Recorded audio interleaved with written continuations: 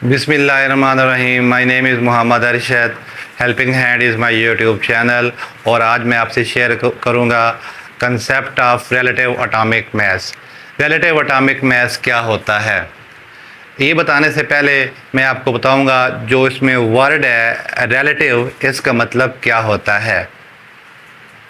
Relative होता है कोई सी दो चीज़ों की किसी एक क्वालिटी को कंपेयर करना। पर जो हमने कंपेयर करना है वो हमने कंपेयर करना है एटम के मास को कंपेयर करना है। एटम के मास को कंपेयर करना रिलेटिव एटॉमिक मास कहलाता है। तो अब कंपेयर क्यों करेंगे? कंपेयर इसलिए करेंगे कि एक एटम ऐसा होगा जिसका जो मास है वो अननोन होगा, हमें पता नहीं होगा, और जो दूसरा होगा एटम वो ऐसा होगा जिसका जो मास है वो हमें पता है।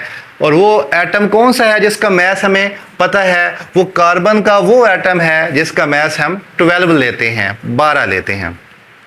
तो कार्बन का वो एटम जिसका मास 12 है, उसके साथ किसी ऐसे एटम को कंपेयर करना जिसका मास हमने मालूम करना है, क्या कहलाता है? रिलेटिव एटॉमिक मास।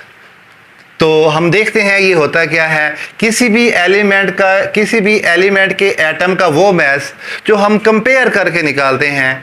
कैसे कंपेयर करते हैं? उस एटम को कंपेयर करते हैं कार्बन के एटम 12 से कंपेयर करते हैं। तो जो मास निकलेगा वो मास क्या होगा उस एटम का? रिलेटिव एटॉमिक मास, क्योंकि वो हमने कार्बन 12 के साथ कंपेयर करके निकाला है। तो इस कंपैरिजन के लिए कार्बन 12 को किसी दूसरे एटम के साथ कंपेयर करने के लिए मास के हवाले से हमारे पास कोई तराजू, कोई बैलेंस नहीं है, बल्कि हमारे पास एक ख़ास इंस्ट्रूमेंट है जिसका नाम है मास स्पेक्ट्रोमीटर। इसके ज़रिए हम कार्बन 12 के मास का किसी भी दूसरे एटम के मास के साथ कंपैरिजन कर सकते हैं। अब जो है रिलेटिव एटॉमिक मास जो है ये बताने के लिए हम कौन सी यूनिट इस्तेमाल करते हैं? वो इस्तेमाल करते हैं एटॉमिक मास यूनिट। इसको क्या भी कहते हैं? AMU शॉर्ट फॉर्म में। तो A से एटॉमिक, M से मास और U for unit. Atomic mass unit क्या होती है? तो एटॉमिक मास यूनिट ये होती है कि आपने कार्बन का वो एटम जिसका मास क्या है? 12 AMU है, उस एटम के 12 हिस्से बना देने हैं। जो एक हिस्सा होगा वो क्या कहलाएगा?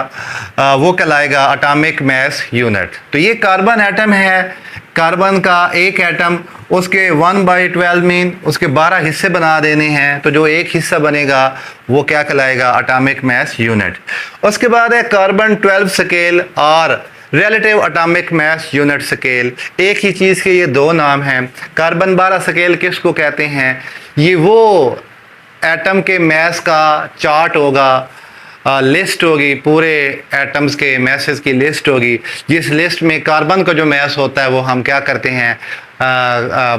12.000 लेते हैं, और हाइड्रोजन का जो है एटॉमिक मास यूनिट वो हम क्या लेते हैं? 1.008। तो ये देखें जी, ये एक ऐसा चार्ट है, ये एक ऐसा लिस्ट है, ये एक ऐसा स्केल है जिस स्केल में रिलेटिव एटॉमिक मास किस एटम का? कार्बन 612 का मतलब क्या है? उसका एटॉमिक नंबर 6 है और उसका जो मास नंबर है वो 12 है। तो उसका जो रिलेटिव एटॉमिक मास है वो हम कौन सा लेते हैं? 12.000 AMU। और जो हाइड्रोजन है 1 उसका एटॉमिक नंबर है, ये 1 उसका मास नंबर है, वो हम क्या लेते हैं? 1.008 AMU। नेक्स्ट पॉइंट ये लिखा हुआ है कि कार्बन 12 स्केल को हम यूज़ क्यों करते हैं? कार्बन 12 स्केल को हम यूज़ इसलिए करते हैं क्योंकि हमारे पास जो एटम है इसका मास बहुत छोटा है। एटम के मास को हम किसी बैलेंस के साथ, किसी तराजू के साथ उसका वेट नहीं कर सकते। तो एटम का मास क्योंकि बहुत छोटा है, तो कोई बैलेंस या कोई तराजू अवेलेबल ना होने की वजह से हम जो है उस एटम को कंपेयर करते हैं कार्बन 12 के साथ और फिर मास निकालते हैं। तो इसलिए हम जो यूज़ करते हैं वो कार्बन 12 का स्केल यूज़ करते हैं। मैं दोबारा रिपीट कर रहा हूँ, इसलिए यूज़ करते हैं क्योंकि हम एटम का जो वेरी स्मॉल मास है उसको हम किसी भी बैलेंस के साथ तोल नहीं सकते, उसका वेट नहीं कर सकते। तो masses of atoms are extremely small. Atom के जो मास होते हैं वो बहुत थोड़े होते हैं, उनको जो है वो किसी बैलेंस के साथ उनका वेट नहीं किया जा सकता। इसलिए जो है इसलिए हम क्या यूज़ करते हैं, कार्बन 12 स्केल यूज़ करते हैं।